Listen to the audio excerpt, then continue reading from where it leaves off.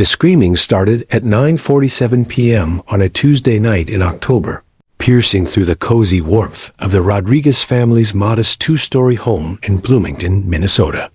3-year-old Emma Rodriguez had been tucked safely into her pink princess pajamas, her dark curls still damp from her evening bath, when the sound of shattering glass from downstairs made her tiny heart race with terror. Emma's small fingers clutched her beloved teddy bear, Mr. Buttons, as she pressed herself against the cool hardwood floor of her parents' bedroom. She had wandered in there, after a bad dream about monsters under her bed, seeking the comfort that only Mommy and Daddy's room could provide.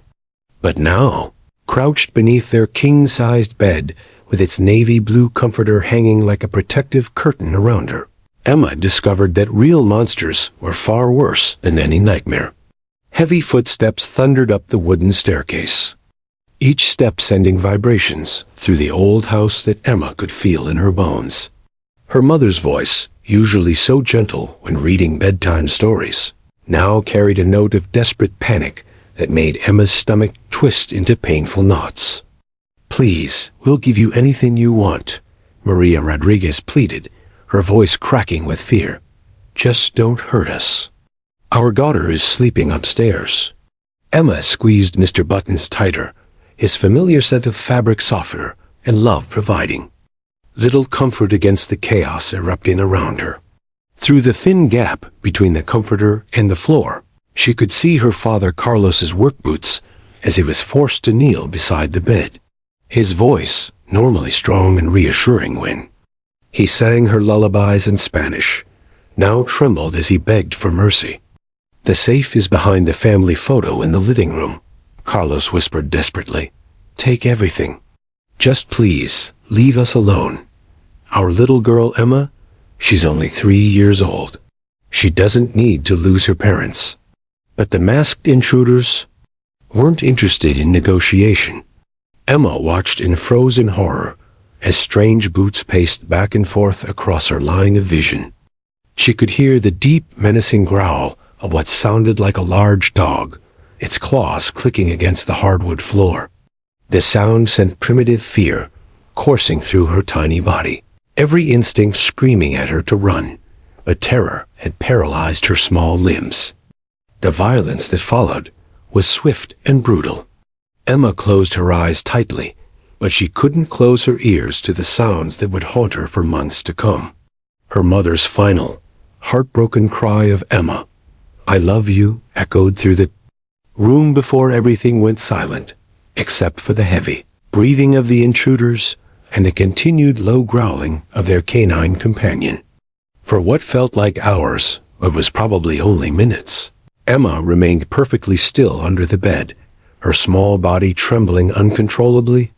She could hear the intruders moving through the house, ransacking rooms, overturning furniture, and stealing anything of value.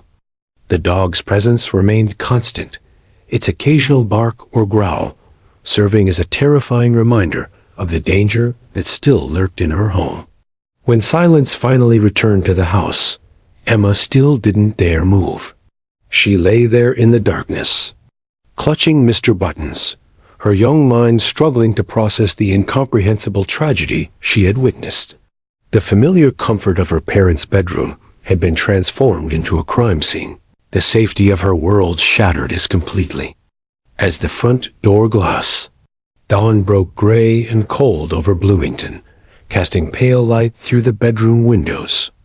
It was Mrs. Henderson, the elderly neighbor who always brought Emma cookies, who finally called the police after noticing the Rodriguez family's front door standing wide open. She had been walking her small Yorkshire Terrier when she spotted the damage, her concerned voice barely a whisper as she reported to 911. "Something terrible has happened to the Rodriguez family." Detective Sarah Chun was the first responding officer to enter the house that morning. A 15-year veteran of the Minneapolis Police Department, she had seen her share of violent crimes, but nothing had prepared her for the scene that awaited her. The living room looked like a tornado had swept through it. Furniture overturned, family photos scattered across the floor, their smiling faces a stark contrast to the devastation surrounding them. It was Officer Martinez who found Emma 12 hours later, still hidden under her parents' bed, still clutching Mr. Buttons. Her small body was curled into a tight ball, her dark eyes wide and unblinking, staring at nothing. She didn't cry when they gently coaxed her out. She didn't call for her mommy and daddy. She simply allowed herself to be lifted into Detective Chun's arms, her silence more heartbreaking than any scream could have been. The paramedics examined Emma thoroughly, finding her physically unharmed but emotionally shattered. Child psychologist Dr. Amanda Foster was called to the scene, her gentle voice attempting to reach through the wall of trauma that had already begun to build around the little girl's mind. "Emma, sweetheart, can you tell me your name?" Dr. Foster asked softly, kneeling down to Emma's eye level in the back of the ambulance. But Emma's lips remained sealed, her voice locked away with the terrible memories of that night. She had retreated so far into herself that even her own reflection seemed foreign and frightening. As the news broke across Bloomington, the community rallied around the tragedy that had befallen the beloved Rodriguez family. Carlos had been a respected mechanic at the local auto shop, while Maria had worked as a kindergarten teacher at the elementary school. They were known for their kindness, their weekly attendance at St. Mary's Catholic Church, and their devoted love for their precious daughter Emma. But now Emma was an orphan, and the only witness to a crime that had torn apart not just one family, but an entire community's sense of security. Detective Chun knew that this silent little angel held the key to solving the brutal double homicide that had shocked their quiet Minnesota town. The question that haunted her was whether Emma would ever find her voice again, and if she did, whether she would be able to relive the nightmare that had stolen her parents and her words in one terrible night. District Attorney Michael Torres stood in his corner office on the 15th floor of the Hennepin County Government Center, staring out at the Minneapolis skyline as snow began to fall on this frigid February morning. 6 months had passed since the Rodriguez murders, and his case was crumbling like the autumn leaves that had long since been buried under Minnesota's harsh winter. The manila folder on his mahogany desk contained everything they had on James Parker, their prime suspect. But Torres knew it wasn't nearly enough.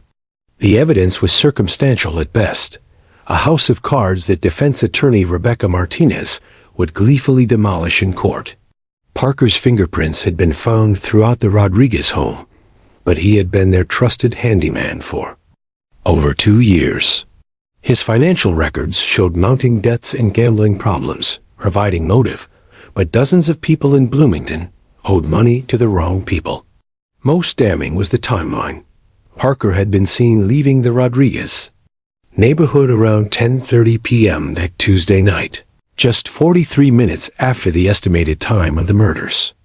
But Rebecca Martinez was no rookie public defender fresh out of law school. She was a shark in expensive suits, a former prosecutor turned defense attorney who had built her reputation on reasonable doubt. Her silver hair was always perfectly styled, her arguments razor-sharp, and her ability to manipulate juries was legendary throughout the Twin Cities legal community. She had already begun planting seeds of doubt in pre-trial motions, questioning the forensic timeline and suggesting alternative suspects. Torres picked up the crime scene photographs, his stomach turning as he reviewed them for the 100th time. Carlos Rodriguez, 34, had been struck multiple times with what appeared to be a crowbar or similar weapon. Maria Rodriguez, 31, had defensive wounds on her hands, suggesting she had fought desperately to protect her family. The house had been ransacked, but in a peculiar way that seemed almost too thorough, too professional. What haunted Torres most was the one witness who could change everything. Emma Rodriguez, now 3.5 years old, living with her paternal grandmother Rosa in a small apartment across town. Dr. Amanda Foster had been working with Emma twice a week since the murders. But the child remained selectively mute about that terrible night. She spoke normally about other things now, asking for juice, singing along to Disney movies, playing with her dolls. But the moment anyone mentioned that Tuesday in October, Emma's voice vanished completely. The phone on Torres' desk buzzed, interrupting his grim thoughts. His assistant's voice crackled through the intercom. "Mr. Torres, Dr. Foster is here to see you. She says it's urgent." Dr. Amanda Foster entered the office like a woman on a mission, her usually calm demeanor replaced by barely contained excitement. At 42, she had dedicated her career to helping traumatized children, but Emma's case had become personal for her. She carried a large manila envelope and a tablet computer, her eyes bright with the kind of hope Torres hadn't seen in months. "Michael, I think we've had a breakthrough," she said, settling into the leather chair across from his desk. "Emma has been drawing, and I believe she's been trying to tell us something crucial about that night." Dr. Foster opened the envelope and spread a collection of children's drawings across Torres' desk. Each one was executed in the bold, simple strokes, typical of a 3-year-old, but they all shared common elements that made Torres' pulse quicken. In every drawing, stick figures representing a family were surrounded by dark, menacing shapes. But most interesting was the recurring image of what appeared to be a 4-legged animal with sharp, pointed ears and bared teeth. At first, I thought, these were just manifestations of her trauma, Dr. Foster explained, pointing to the animal figures. Children often process fear through monster imagery, but look at this one from yesterday. She held up a drawing that was more detailed than the others. The animal figure had a collar, and Emma had carefully drawn what looked like a leash extending from it to one of the dark human figures. Torres leaned forward, his prosecutor's instincts sharpening. "You think there was a dog involved in the murders?" "More than that," Dr. Foster said, pulling up a video on her tablet. "I recorded this session yesterday. Watch Emma's body language when I show her different pictures of dogs." The video showed Emma sitting at a small table in Dr. Foster's office, looking at a picture book about different dog breeds. When the page turned to show a German Shepherd, Emma's entire body tensed. She pushed the book away and covered her eyes, whimpering softly. But when Dr. Foster gently asked, "Emma, did you see a doggy like this that night?" the little girl nodded yes before catching herself and falling silent again. "There's more," Dr. Foster continued. "Yesterday, during our session, Emma did something she's never done before. She acted out a scene with her dolls. She made the daddy doll kneel down, and then she brought in a toy dog and made it, well, she made it attack the dolls." Torres felt his heart racing. A trained attack dog would explain several mysteries about the crime scene, how the intruders had maintained control over 2 adult victims, why there were strange puncture wounds on Carlos Rodriguez's arms that didn't match the murder weapon, and why the neighbors had reported hearing strange animal sounds that night. "Amanda, this changes everything," Torres said, his mind already working through the implications. "But we need Emma to testify. A jury needs to hear this from her directly." Dr. Foster's expression grew serious. "That's the gamble, Michael.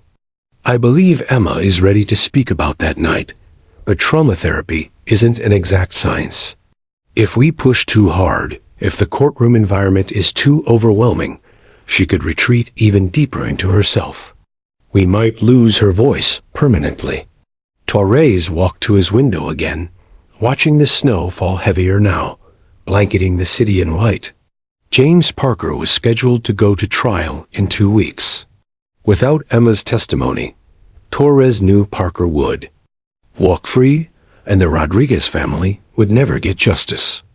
But putting a traumatized 3.5-year-old on the witness stand was a risk that could backfire spectacularly. "What do you need from me?" Torres asked, turning back to Dr. Foster. "Complete trust," she replied, "and a courtroom setup That will make Emma feel safe. I want to bring in a therapy dog during her testimony. I want her grandmother present.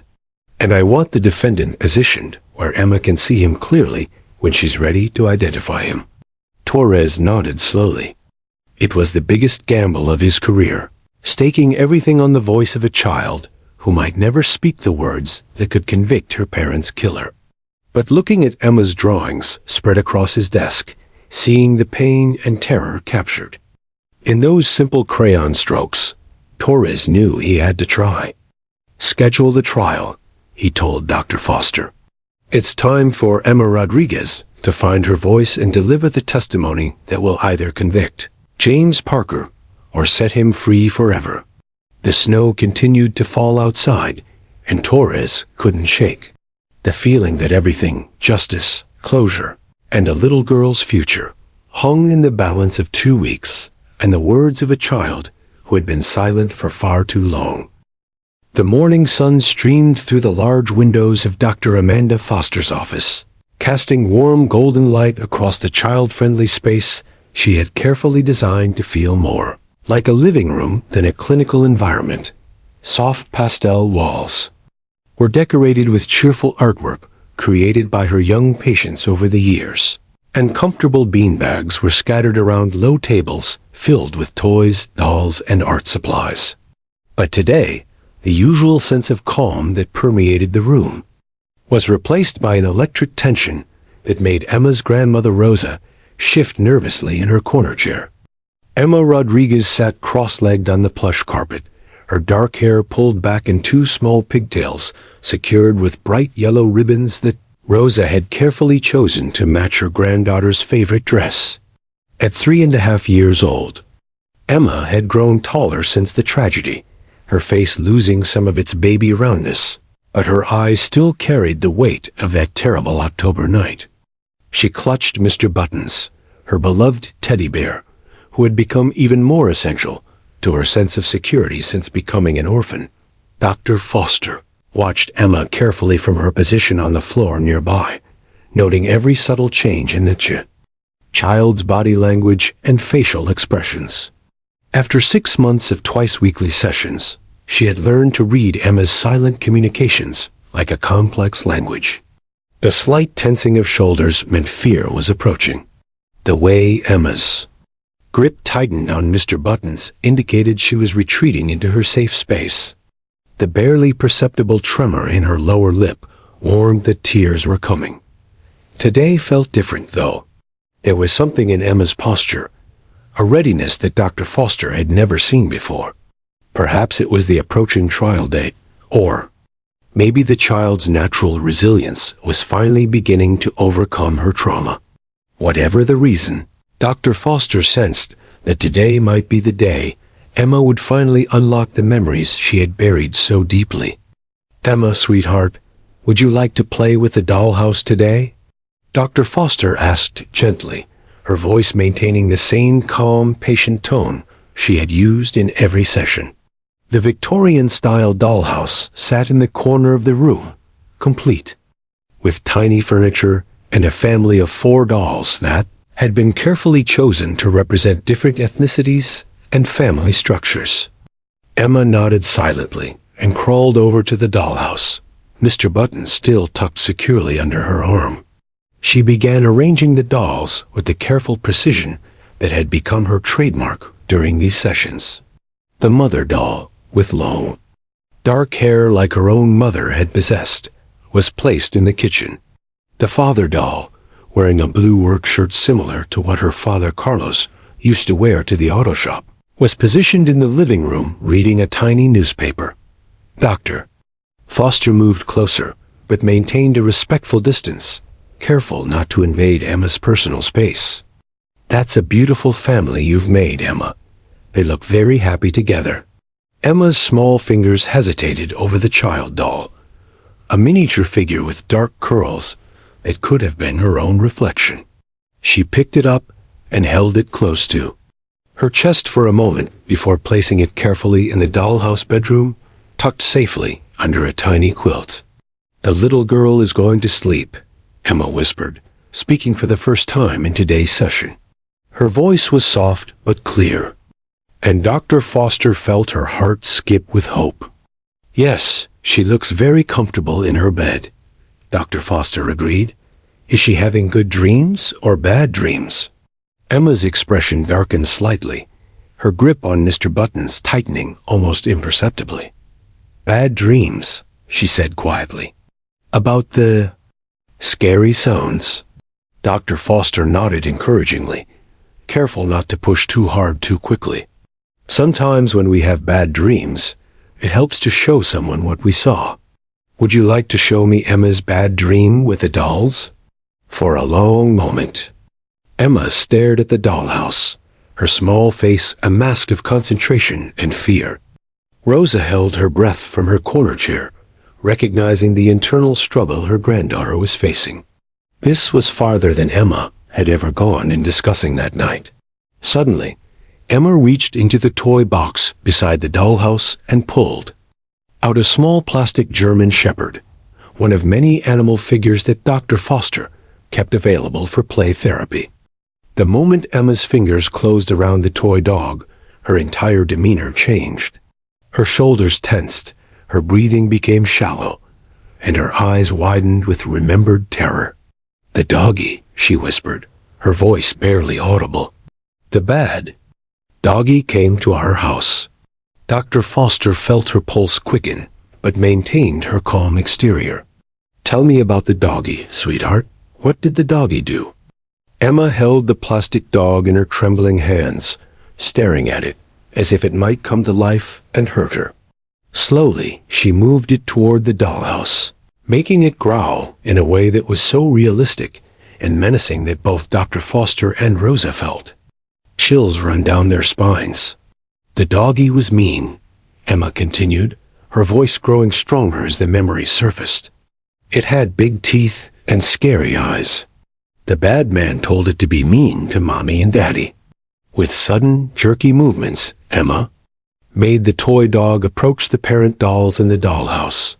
She knocked the father doll to the ground and made the dog stand over it, growling. The mother doll was pushed into a corner as Emma recreated the scene that had been haunting her dreams for months. "The doggy hurt them," Emma said, tears beginning to stream down her cheeks. "I was scared it would hurt me too, so I hid under the big bed, but I could hear everything.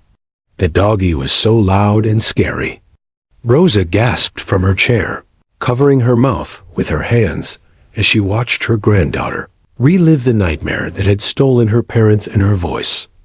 Dr. Foster reached slowly for a box of tissues, offering them to Emma while maintaining her professional composure despite the emotional impact of what she was witnessing. "You were very brave to hide, Emma," Dr. Foster said softly. "Very smart to keep yourself safe. Did you see the man who had the doggy?" Emma nodded vigorously, wiping her nose with the tissue. She reached back into the toy box and pulled out a male action figure, one that was larger and more menacing than the family dolls. He was big and scary. He had something on his face, so I couldn't see him good, but I remember his voice. He kept saying things to the doggy, like attack and stay. Dr. Foster's mind was racing, processing the incredible breakthrough they were witnessing. Emma was not only speaking about that night for the first time, but she was providing crucial details that could change the entire direction of the murder investigation. "Emma, this is very important," Dr. Foster said gently. "If you saw that man again, do you think you would recognize him, even if he didn't have the thing on his face?"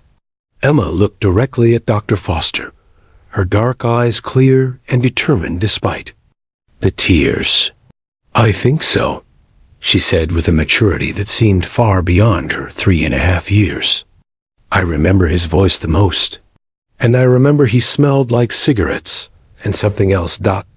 something yucky." The session continued for another hour, with Emma providing more details about that terrible night than anyone had dared hope for.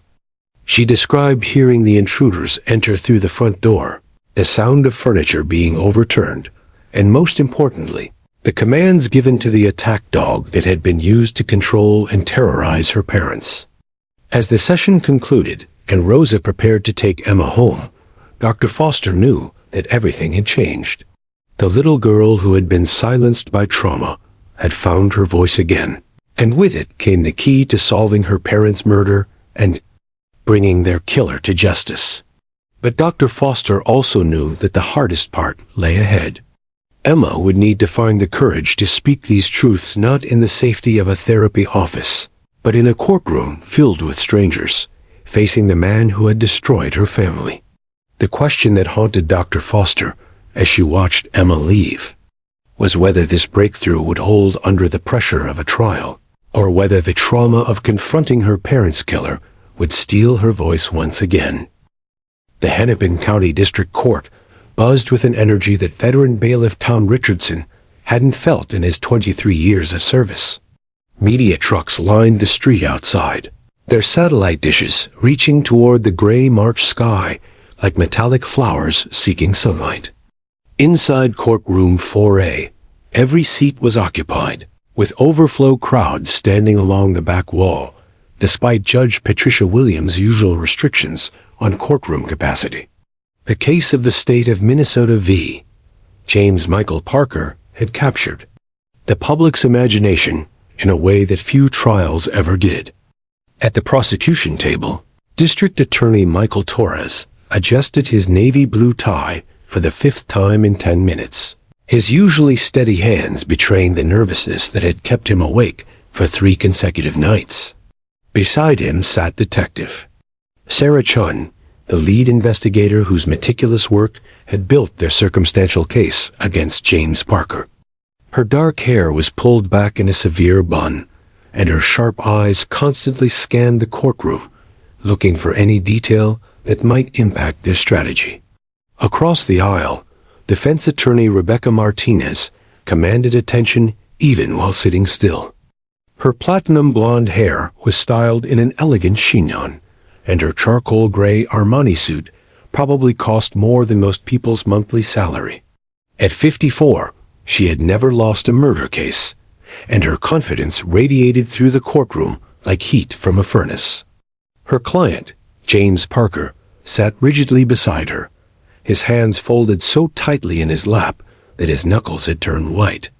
Parker was a study in nervous energy barely contained. At 38 years old, he had the calloused hands and weathered face of a man who had spent his life doing manual labor. His brown hair was freshly cut for the trial, and his public defender had insisted he wear a conservative dark suit instead of his usual work clothes. But no amount of grooming could hide the haunted look in his pale blue eyes or the way his leg bounced nervously under the table whenever he thought no one was looking. Judge Patricia Williams entered the courtroom with the measured stride of someone who had presided over hundreds of trials during her 15-year tenure on the bench. At 62, she was known for running an efficient courtroom while maintaining absolute control over proceedings. Her steel-gray hair was pulled back in her signature style, and her black robes seemed to amplify her natural authority. She had reviewed this case extensively during pre-trial motions and understood the unique challenges it presented. "All rise," Bailiff Richardson announced in his booming voice. The Honorable Judge Patricia Williams presiding. Court is now in session. As the courtroom settled, all eyes turned to the back corner where Emma Rodriguez sat in a special child-sized chair that had been brought in specifically for her comfort. At 3.5 years old, she looked impossibly small in the massive courtroom, her legs dangling from the chair as she clutched Mr. Buttons against her chest. Her grandmother Rosa sat immediately beside her, one protective arm draped around Emma's shoulders. Dr. Amanda Foster sat on Emma's other side, ready to provide emotional support and therapeutic intervention if the child became overwhelmed. She had spent hours preparing Emma for this moment, using dolls and drawings to explain what would happen in the courtroom. But theoretical preparation was vastly different from the reality of facing her parents' alleged killer in a room full of strangers. The jury selection had taken 3 days. with both sides fighting over every potential juror who might be swayed by the emotional impact of a child witness. The final panel consisted of 7 women and 5 men, ranging in age from 24 to 68. 3 were parents of young children, which Torres hoped would work in Emma's favor. 2 were retired law enforcement officers, which Martinez viewed as potentially problematic for the defense. Ladies and gentlemen of the jury, Torres began his opening statement, his voice carrying the weight of 6 months of preparation. This case is about a family destroyed by greed and violence. Carlos and Maria Rodriguez were loving parents who worked hard to provide for their 3-year-old daughter Emma. On the night of October 15th, their trust in someone they considered a friend was betrayed in the most brutal way possible. Torres walked slowly across the courtroom, making eye contact with each juror as he spoke.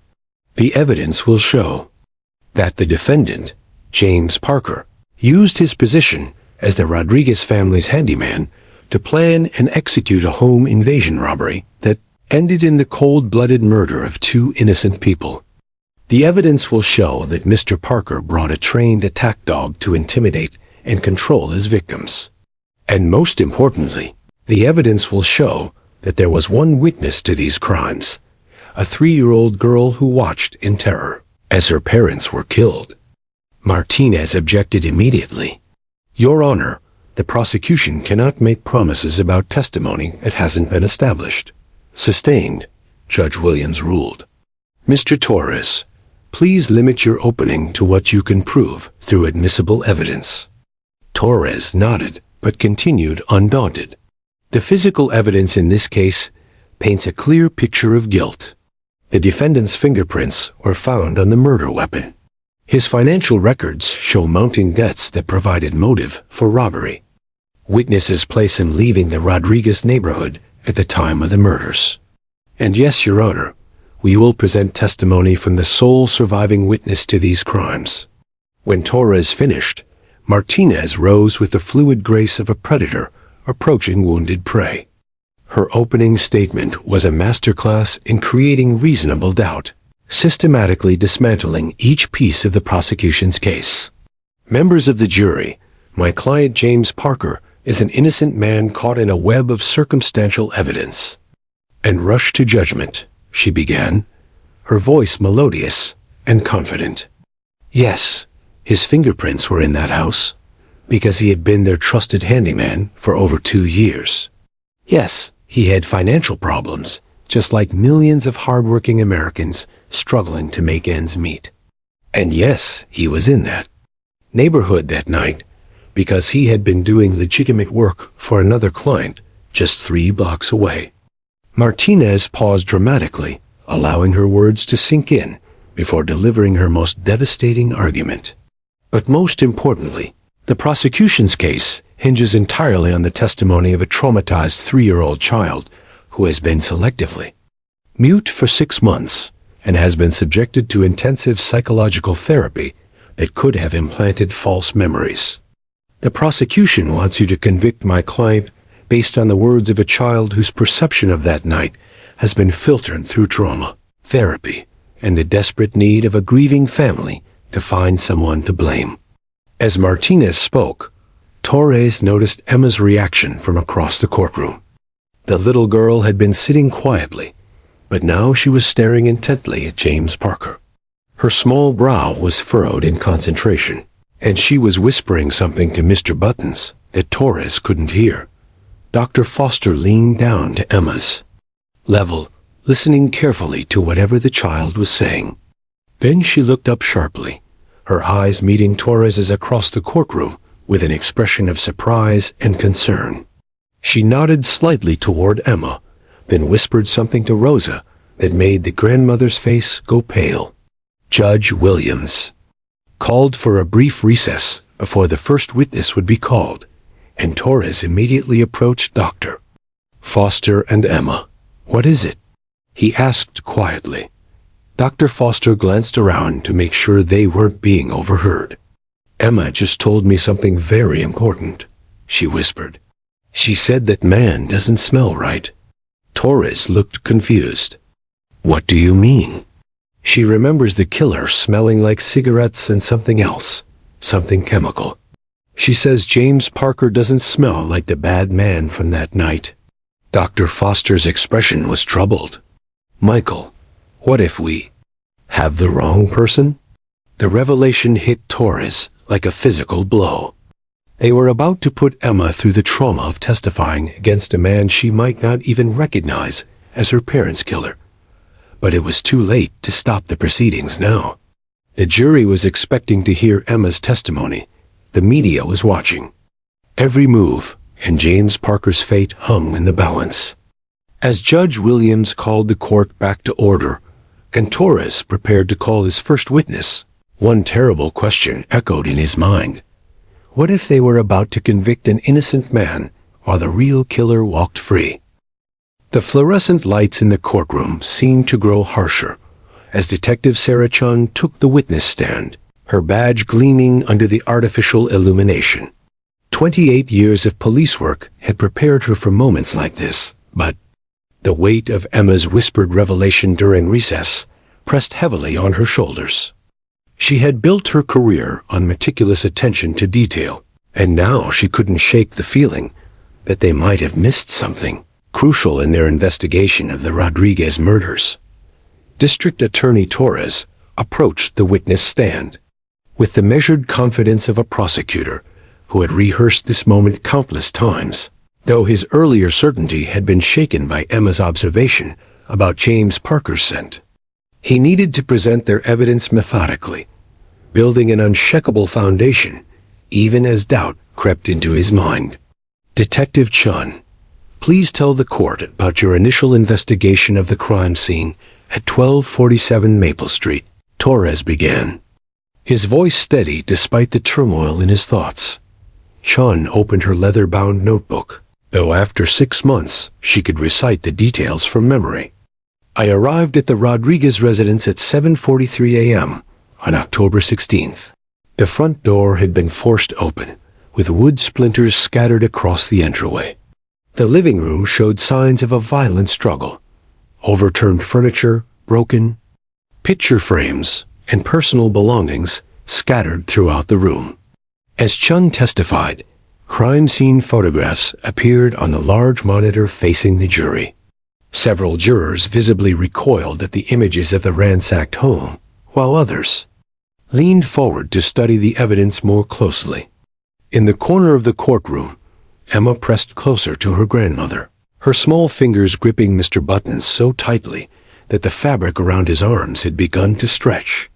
The victims were discovered in the master bedroom, Chun continued, her professional demeanor masking the emotional impact these images still had on her. Carlos Rodriguez, age 34, had sustained multiple blunt force trauma injuries to his head and torso. Maria Rodriguez, age 31, showed defensive wounds on her hands and arms, indicating she fought against her attacker. Torres moved to the evidence table, where items sealed in clear plastic bags were arranged with clinical precision.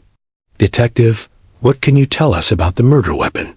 Chun picked up a bag containing a blood-stained crowbar, its metal surface dulled by the forensic processing it had undergone. This crowbar was recovered from the Rodriguez basement workshop. It showed blood evidence matching both victims and contained clear fingerprint evidence belonging to the defendant, James Parker. From the defense table, Rebecca Martinez watched the proceedings with the focused attention of a hawk studying its prey. She had seen Torres present evidence in dozens of trials, and something about his demeanor today seemed different, less certain, more cautious. It was exactly the kind of weakness she had built her career on exploiting. Detective Chun, Torres continued, what else did your investigation reveal about Mr. Parker's presence at the crime scene? Chun consulted her notes again, though the information was burned into her memory. Mr. Parker's fingerprints were found in multiple locations throughout the house: the front door, the living room coffee table, the kitchen sink, and most significantly, on the crowbar itself. We also found traces of his DNA under Maria Rodriguez's fingernails. consistent with her having fought against him during the attack. The prosecution's case seemed ironclad as presented, but Torres found himself studying James Parker's face for any sign of recognition or guilt. Parker sat motionless, his pale blue eyes fixed on the evidence being presented against him. There was fear there, certainly, and the exhaustion of a man whose life had been turned upside down.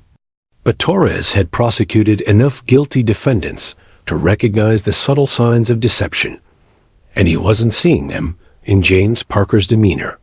Now, Detective Chun, what did your investigation reveal about Mr. Parker's financial situation in the weeks leading up to the murders? Torres asked, moving to establish motive.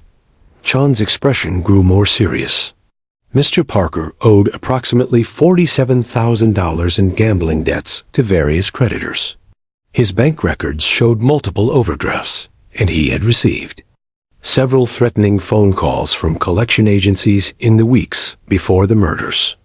On October 10th, just 5 days before the Rodriguez murders, Mr. Parker had been served with an eviction notice for his apartment. The financial motive seemed compelling, but as Chun testified, Dr. Foster noticed Emma's continued agitation.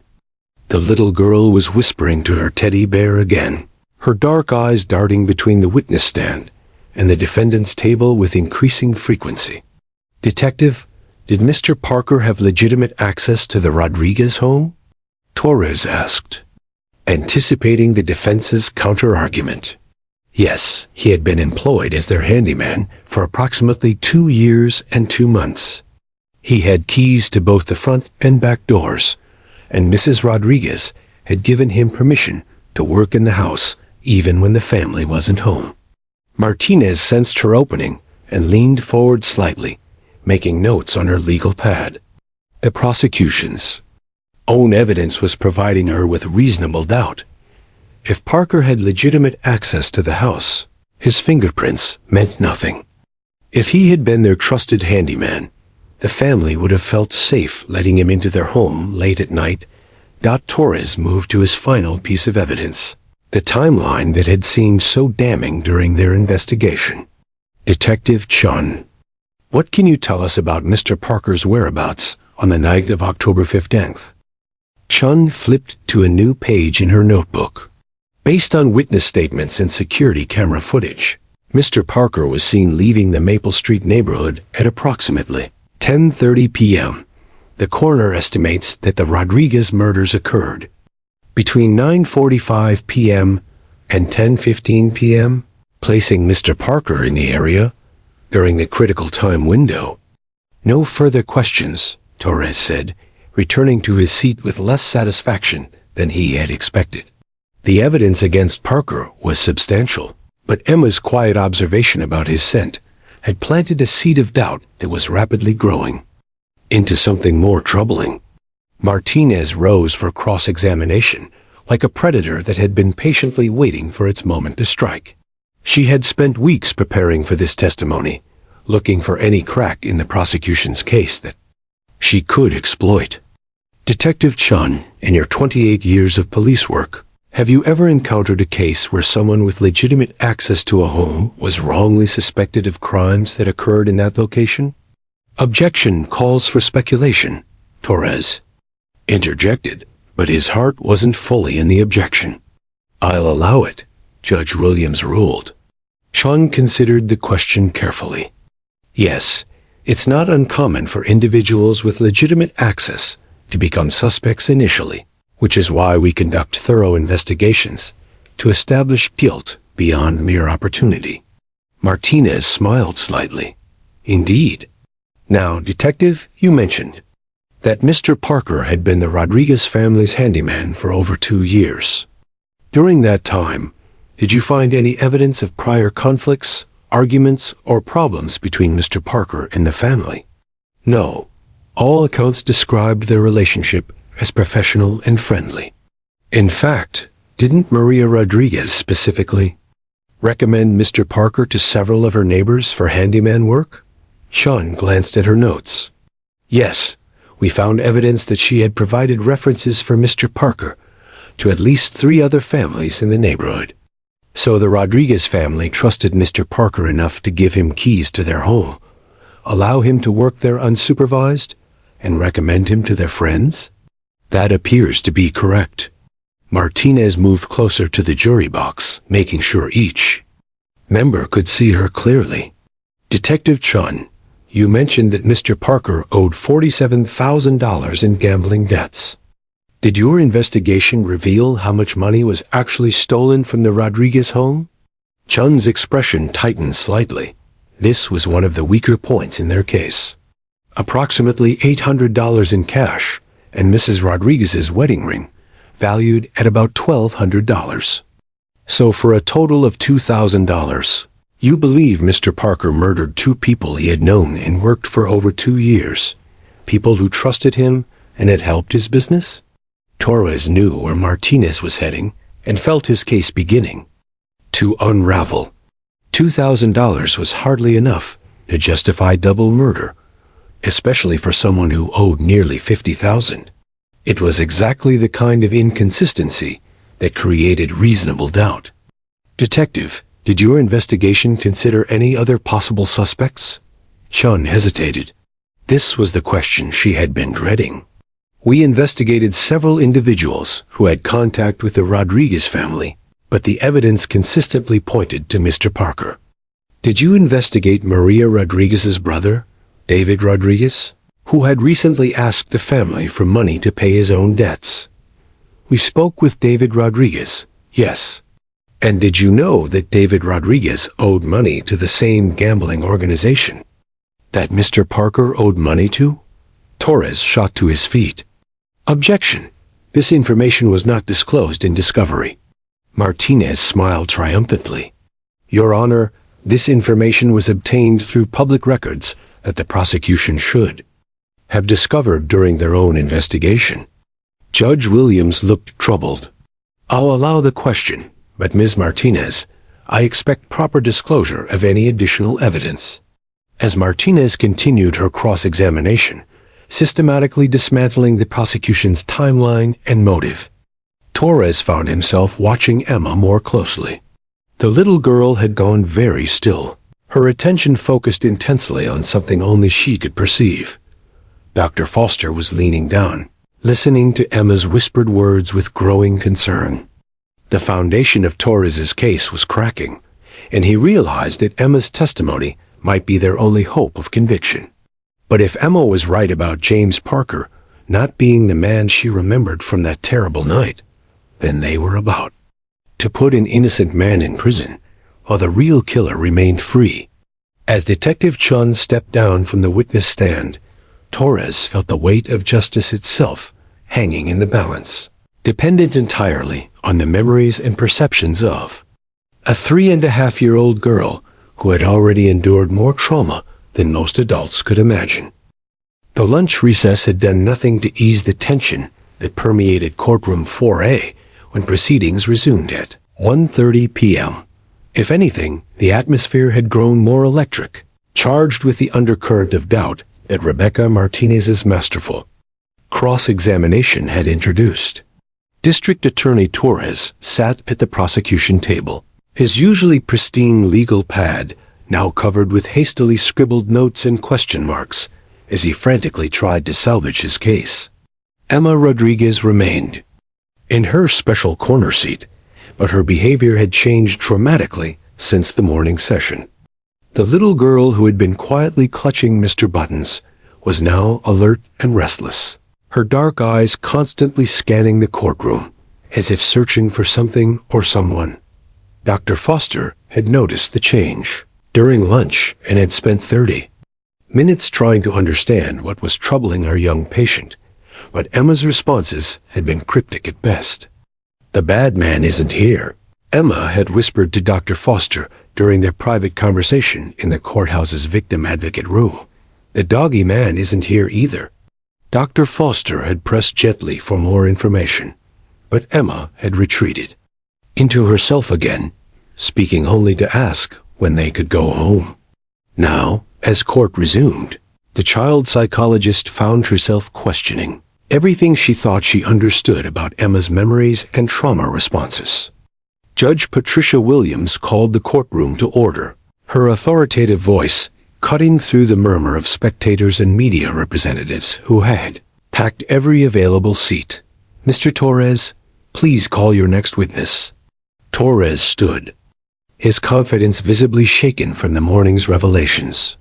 "Your Honor," the prosecution calls Dr. Jennifer Park, forensic psychologist. Dr. Park, a woman in her early 50s with graying hair and kind eyes behind wire-rimmed glasses, took the witness stand with the calm demeanor of someone who had testified in dozens of cases involving child victims. Her credentials were impeccable: 30 years of experience working with traumatized children, author of 3 books on childhood trauma recovery, and consultant to law enforcement agencies across the Midwest. As Dr. Park was sworn in, a commotion near the courtroom's main entrance caught everyone's attention. Bailiff Richardson was speaking in hushed tones with Court Officer Jake Sullivan, a veteran law enforcement officer whose presence in the courthouse was as much a part of the daily routine as the morning security checks. Officer Sullivan was not alone. At his side stood Rex, his canine partner, a magnificent German shepherd whose black and tan coat gleamed under the courtroom's fluorescent lights. Rex was more than just a police dog. He was specially trained in both security work and victim assistance, one of only 12 such dual-purpose canines in the state of Minnesota. Judge Williams paused the proceedings, looking toward the disturbance with mild irritation. "Officer Sullivan, is there a security concern that requires your presence during testimony?" Sullivan stepped forward respectfully, his hand resting lightly on Rex's head to keep the dog calm in the crowded environment. "No, Your Honor. We're conducting our routine afternoon security sweep. We'll be finished in just a few minutes." What happened next would be replayed in news broadcasts and legal documentaries for years to come. As Rex moved through the courtroom, his trained nose checking for any signs of contraband or security threats, he passed directly in front of Emma's corner seating area. The moment the German shepherd came into the little girl's line of sight, her entire world seemed to shift. Emma's small body went rigid, her grip on Mr. Buttons tightening so suddenly that the teddy bear's stuffing compressed visibly. Her dark eyes, which had been restless and searching all afternoon, locked onto Rex with laser-like intensity. For a moment that seemed to stretch into eternity, the courtroom continued its normal proceedings, unaware that the most crucial moment of the trial was unfolding in complete silence. Dr. Foster was the first to notice the change. Years of studying childhood trauma responses had trained her to recognize the subtle signs of a triggered memory, and what she saw in Emma's posture and expression made her heart race. The child was experiencing what psychologists call a recognition cascade, the moment when suppressed traumatic memories suddenly align with present stimuli. "That's the doggy," Emma whispered, so quietly that only Dr. Foster and Rosa could hear her. But her whisper carried the weight of absolute certainty. The clarity of a memory that had been locked away for 6 months finally finding its key. Rex, oblivious to the drama he had triggered, continued his security sweep with professional efficiency. His tail wagged slightly as he passed near Emma, his gentle nature evident in the way he briefly acknowledged her presence with a soft whine of recognition. Dogs, especially well-trained ones like Rex, had an uncanny ability to sense children in distress. Emma's reaction intensified as Rex moved past her. She struggled to stand in her chair, Mr. Buttons falling forgotten to the floor for the first time since the murders. Her small voice, still barely above a whisper, but growing stronger with each word, cut through the ambient noise of the courtroom like a blade. "That doggy looks just like the scary one," she said, pointing directly at Rex with a trembling finger. "But that doggy is nice. The bad doggy had mean eyes and big teeth." Dr. Foster's professional training kicked in immediately. She knelt beside Emma's chair, her voice gentle but urgent. "Emma, sweetheart, Tell me about the doggy you remember. What did it look like? Emma's eyes never left Rex as the German shepherd completed his sweep and began to exit the courtroom with Officer Sullivan. It was big like that one, with pointy ears and a long tail. But it was meaner. It listened to the bad man when he said bad words to it. The courtroom had gradually become aware that something significant was happening in Emma's corner. Judge Williams paused Dr. Park's testimony, her judicial instincts recognizing a pivotal moment when she saw one. Attorneys from both sides had turned in their seats, straining to hear what the small witness was saying. Torres approached carefully, not wanting to break the spell that seemed to have unlocked Emma's voice. Emma, can you tell us more about what you remember? For the first time in 6 months, Emma Rodriguez looked directly at the adults in the courtroom, instead of hiding behind her grandmother or her teddy bear. Her voice, while still small, carried a clarity and conviction that sent chills through everyone present. A bad man brought his doggy to hurt Mommy and Daddy, she said, her words ringing with the unmistakable truth of a child's unfiltered memory. The doggy was mean because the bad man taught it to be mean, but that doggy over there is nice. I can tell because it has happy eyes. Officer Sullivan had stopped near the exit, realizing that his canine partner had somehow become central to the proceedings. Rex sat at attention, his intelligent eyes surveying the courtroom with the calm alertness of a professional working dog. Rebecca Martinez felt her confidence wavering for the first time in the trial. If Emma was about to identify her client in connection with an attack dog, the entire complexion of the case would change. But something in the little girl's demeanor suggested this revelation might not unfold as the prosecution expected. Emma turned her attention to James Parker, studying him with the intense focus only children possess when trying to understand something important. After a long moment that had the entire courtroom holding its breath, she shook her head slowly. That's not the bad man, she said with quiet certainty. The bad man was different. He smelled different, and his voice was different. That man doesn't have a mean doggy with him. The courtroom erupted in whispers and gasps as the implications of Emma's words sank in. Torres felt his case collapsing around him, even as a more troubling realization emerged. If James Parker wasn't the killer, then the real murderer was still free, and Emma Rodriguez had just announced to a room full of people, including potentially a killer himself, that she could identify him. Dr. Foster's mind raced with the psychological implications of what they had witnessed. Emma's triggered memory response to seeing Rex had unlocked not just her voice, but potentially the key to solving her parents' murder. However, it had also placed the child in greater danger than anyone had anticipated. Judge Williams called for an immediate recess, her voice cutting through the chaos that had erupted in the courtroom. This court will adjourn for 30 minutes while counsel confers with their clients and witnesses. As the courtroom slowly emptied, Emma remained in her corner seat with Dr. Foster and Rosa, her small voice continuing to share details about a terrible night that she had kept locked away for so long.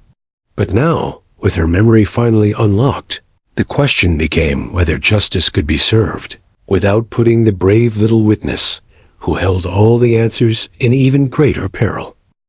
The 30-minute recess stretched into an hour as chaos erupted behind the scenes of what had been Minnesota's most closely watched murder trial. In the courthouse's victim advocate room, Emma Rodriguez sat cross-legged on a soft carpet, finally, speaking freely about the night that had haunted her dreams for 6 months. Her words tumbled out in a disjointed but vivid way that children recount traumatic memories, each detail adding another piece to a puzzle that was reshaping everything law enforcement thought they knew about the Rodriguez murders. The bad man had a deep voice like Daddy's, but meaner, Emma told Dr. Foster, her small hands moving expressively as she spoke. He kept saying words to his doggy like attack and stay and quiet. The doggy listened to everything he said, like it, was scared of him too. Dr. Foster recorded every word, while Detective Sarah Chun took frantic notes, her 28 years of investigative experience telling her that they were on the verge of a major breakthrough. In the hallway outside, District Attorney Torres paced like a caged animal, his phone pressed to his ear as he spoke in urgent whispers to the police chief about reopening the Rodriguez investigation. James Parker sat in a small conference room with his attorney Rebecca Martinez, his face a mixture of relief and bewilderment. For 6 months, he had maintained his innocence while watching the evidence mount against him. Now, a 3-year-old girl's recovered memories were potentially setting him free, but the weight of nearly being convicted for murders he didn't commit had left him emotionally shattered. "I knew I didn't do it," Parker whispered to Martinez, his voice hoarse with emotion.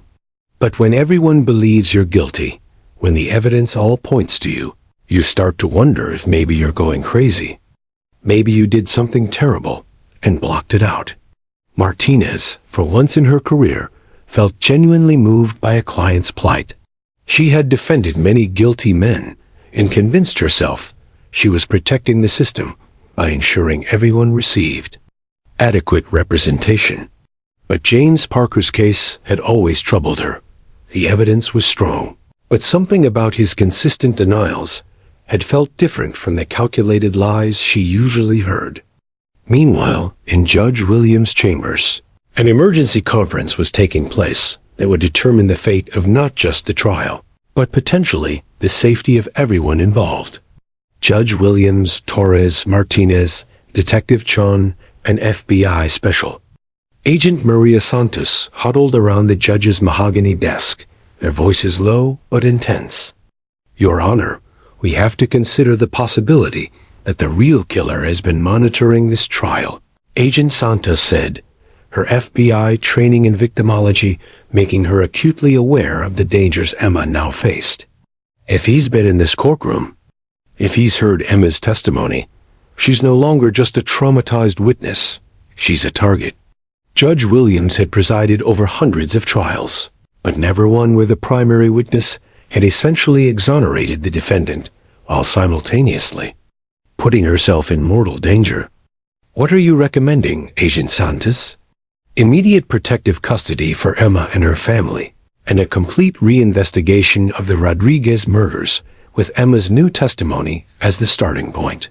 We also need to review everyone who had access to this courthouse today." Back in the courtroom, spectators and media representatives buzzed with speculation about the unprecedented delay. Court reporter Jenny Matthews had been working in the legal system for 15 years, but she had never seen a case take such a dramatic turn. She kept her stenographic equipment ready, sensing that when court resumed, history would be made. Rosa Rodriguez sat in the victim advocate room, holding her granddaughter close, as Emma continued to share details that made the elderly woman's blood run cold. "Mia, are you sure about what you saw?" she asked gently, though Emma's newfound clarity left little room for doubt. "I'm sure, Abuela," Emma replied with the startling certainty that only children possess. "The bad man wasn't the man they have in the cage. The bad man was bigger and his voice was scarier.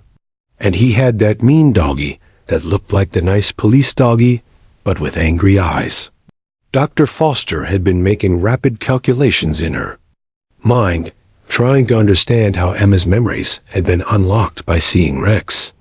"Emma, when you saw the police doggy today, what did you remember first?" Emma's face scrunched in concentration. "I remembered being scared under the big bed. The bad doggy was walking around, and I could see its feet. It had a collar with shiny things that made noise when it walked. And the bad man kept telling it what to do in a mean voice." Detective Chun looked up sharply from her notes. "Emma, what kind of shiny things on the collar?" "Like little bells, but not pretty like Christmas bells. Mean bells that made scary sounds." Chun exchanged glances with Dr. Foster.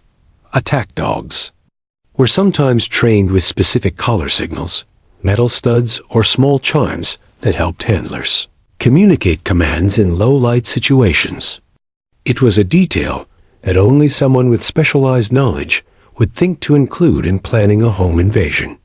At 3:15 p.m., Judge Williams finally reconvened the court, but the atmosphere was entirely different from the morning session. Extra security officers had been positioned throughout the courtroom, and Emma now sat in a different location, closer to the judge's bench and surrounded by protective personnel. "Ladies and gentlemen of the jury," Judge Williams began, her voice carrying the weight of the unprecedented situation they all found themselves in. "Due to new evidence that has come to light during today's proceedings, this court must take extraordinary measures to ensure both justice and safety for all involved." The judge's words sent a ripple of tension through the packed courtroom. James Parker sat straighter in his chair, hope flickering in his eyes for the first time in months. Rebecca Martinez prepared for what she sensed would be a complete vindication of her client, while Torres struggled with the prosecutorial nightmare of potentially having charged an innocent man. "Mr. Torres, in light of the testimony we've heard today, how does the prosecution wish to proceed?" Torres stood slowly, the weight of justice itself pressing down on his shoulders. 6 months of work, a career built on convicting the guilty and protecting the innocent, all balanced on the words of a 3-year-old girl whose memory had been unlocked by the sight of a police dog. "Your Honor, based on new testimony from our primary witness, the prosecution requests an immediate suspension of these proceedings pending a full reinvestigation of the Rodriguez murders." The courtroom erupted in gasps and whispers, but Judge Williams quickly restored order with her gavel. "Mr. Parker, please stand." James Parker rose on unsteady legs, his face pale but hopeful, as he faced the judge who held his future in her hands.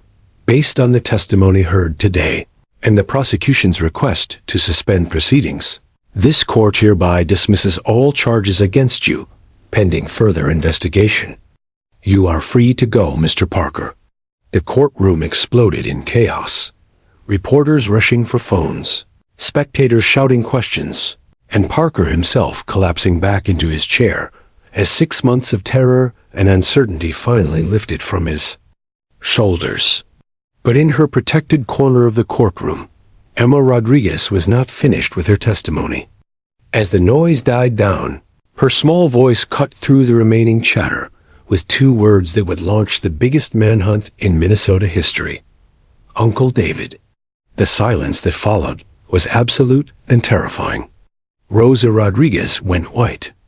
As understanding dawned, Detective Chun's pen stopped mid-sentence, and Dr. Foster felt her heart race as the final piece of the puzzle clicked into place. Emma had not just exonerated James Parker, she had identified her parents' real killer. And he was family. The 2 words Uncle David hung in the courtroom air like a death sentence, transforming the atmosphere from one of legal vindication to family horror. Rosa Rodriguez's weathered hands flew to her mouth as the terrible truth crashed down upon her. Her own son, David Rodriguez, had murdered his brother and sister-in-law while his 3-year-old niece watched in terror from beneath their bed. Emma continued speaking with the devastating clarity of innocence, her small voice now strong and certain after months of silence.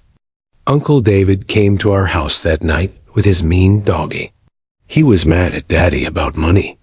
He said bad words and made Mommy cry. Then the doggie hurt them." Detective Sarah Chun was already on her radio, her voice urgent as she coordinated with dispatch. "All units, we have a bolo for David Rodriguez, age 29, Hispanic male, approximately 6 feet tall, 170 pounds. Last known address 2847 Franklin Avenue. Consider armed and extremely dangerous. He may be accompanied by a trained attack dog." FBI Special Agent Maria Santos had materialized seemingly from nowhere, her federal authority allowing her to take command of what had instantly become a multi-jurisdictional manhunt. She knelt beside Emma's chair, her voice gentle despite the urgency of the situation. "Emma, sweetheart, this is very important. When was the last time you saw Uncle David?" Emma looked up at the serious woman with large, trusting eyes. "He came to Abuela's house yesterday. He brought me candy and said he was sorry I was sad. But he smelled like the bad man from that scary night." Dr. Foster's blood ran cold as the implications hit her. David Rodriguez had been monitoring Emma's progress, potentially attending court sessions, and now he knew that his niece could identify him as her parents' killer. Every instinct she had developed through years of working with endangered children told her that Emma was in immediate mortal danger. Meanwhile, across town in a rundown apartment complex, David Rodriguez sat in his dimly lit living room, watching the breaking news coverage of his nephew's trial on a stolen television. His German Shepherd Kaiser lay at his feet, not the gentle therapy dog that Rex represented, but a vicious animal trained through abuse and starvation to attack on command. David's hands shook as he lit another cigarette, his bloodshot eyes fixed on the screen as reporters described the stunning courtroom revelation, and the manhunt now underway for David Rodriguez in connection with the brutal murders of his own family members. His gambling debts had driven him to desperation that night in October, but he never imagined his little niece would remember enough to destroy him. "Looks like it's time to go, Kaiser," he muttered to the dog, whose ears perked up at the sound of his name. David had already prepared for this possibility. A stolen car in the alley behind his building, cash hidden in various locations around the city, and a plan to disappear into the underground networks that helped people vanish completely. But first, he had one more piece of business to handle. Emma had seen too much, remembered too much, and as long as she was alive, he would never be truly free. Back at the courthouse, the building had been placed under lockdown as law enforcement agencies coordinated their response. Judge Williams had cleared the courtroom of all spectators and media, leaving only essential personnel and Emma's protective detail. The little girl sat in her grandmother's lap, finally free to speak about the nightmare that had stolen her parents and her voice.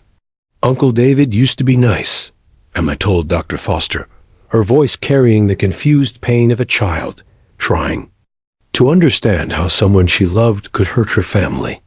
"He used to bring me toys and play games with me. But that night, he was different. He was angry and mean, and his doggie was scary." Rosa Rodriguez wept silently, her heart breaking not just for her murdered son and daughter-in-law, but for the realization that her other son, her baby, whom she had tried so hard to help through his addiction and financial troubles, had destroyed their entire family.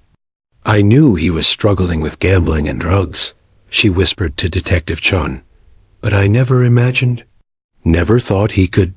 Dr. Foster continued her gentle questioning, knowing that every detail Emma remembered could be crucial to capturing David Rodriguez before he hurt anyone else.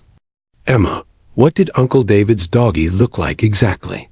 Emma closed her eyes, accessing memories that were now flowing freely after months of being locked away. "It was big and black and brown, with pointy ears like the police doggie. But its eyes were mean, and it had scars on its face. Uncle David made it wear a collar with sharp things that jingled when it walked." The description matched perfectly with intelligence reports about underground dog fighting rings that David Rodriguez was known to frequent. Kaiser wasn't just an attack dog. He was a fighting dog, trained through brutality to be a weapon. At 4:47 p.m., the first breakthrough in the manhunt came when patrol officers spotted the stolen Honda Civic that David Rodriguez had been driving. It was abandoned in a parking garage downtown, suggesting that he had switched vehicles and was likely still in the Minneapolis area. Agent Santos coordinated search efforts from the courthouse command center that had been hastily established in Judge Williams' chambers. "He's not running," she told the assembled law enforcement officials. If he was just trying to escape, he would have left the state by now. He's staying local for a reason. Detective Chun understood immediately. He's coming for Emma. The realization sent a chill through everyone present. David Rodriguez wasn't just fleeing justice. He was eliminating the witness who could ensure his conviction. Emma had become the target of a desperate man with nothing left to lose, and a vicious attack dog at his command. Security around Emma was immediately tripled, with armed officers positioned at every entrance to the courthouse. Plans were made to move her to a secure federal facility, but Dr. Foster argued against relocating the traumatized child again so soon after her breakthrough. As evening fell over Minneapolis, the manhunt intensified. David Rodriguez's photograph was broadcast on every television station and social media platform in the Twin Cities. Tips poured in from across the metro area, but none led to his capture. At 8:23 p.m., a breakthrough finally came from an unexpected source. Officer Jake Sullivan and Rex were conducting a secondary sweep of the courthouse when Rex alerted to a scent near the building's service entrance. Security cameras revealed that David Rodriguez had been surveilling the courthouse for hours, waiting for an opportunity to get to his niece. The final confrontation came at 9:15 p.m. in the courthouse parking garage. David Rodriguez emerged from behind a concrete pillar with Kaiser at his side, facing off against a dozen law enforcement officers led by Detective Chun and Agent Santos. In his hands was the same crowbar he had used to murder his brother and sister-in-law. "I can't go to prison," David shouted, his voice echoing off the concrete walls. "You don't understand what they do to people like me in there. Emma doesn't remember anything anyway. She's just a baby." But Emma Rodriguez was no longer just a baby. Upstairs in the courthouse, safe in her grandmother's arms, she had found her voice and her courage. She had spoken the truth that set an innocent man free and identified the real killer who had destroyed her family. The standoff ended when Rex, the therapy dog who had triggered Emma's memories, helped corner Kaiser while officers moved in to arrest David Rodriguez. The attack dog, separated from his abusive handler, immediately submitted to the trained police canine. 3 months later, David Rodriguez was convicted of 2 counts of first-degree murder and sentenced to life in prison without parole. James Parker, fully exonerated, received a settlement from the state and used part of it to establish a foundation supporting wrongfully accused defendants. Emma Rodriguez, now 4 years old and living happily with her grandmother Rosa, had not only found her voice again, but had become a remarkably resilient child who helped other young victims through her friendship with Rex, who had been permanently assigned as a courthouse therapy dog. On the first anniversary of her parents' death, Emma placed flowers on their graves and spoke to them in the clear, strong voice that had delivered justice.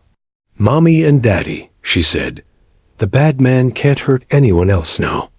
And I'm not scared anymore." Sometimes justice comes from the smallest voices speaking the biggest truths. And sometimes healing begins with 2 simple words that change everything.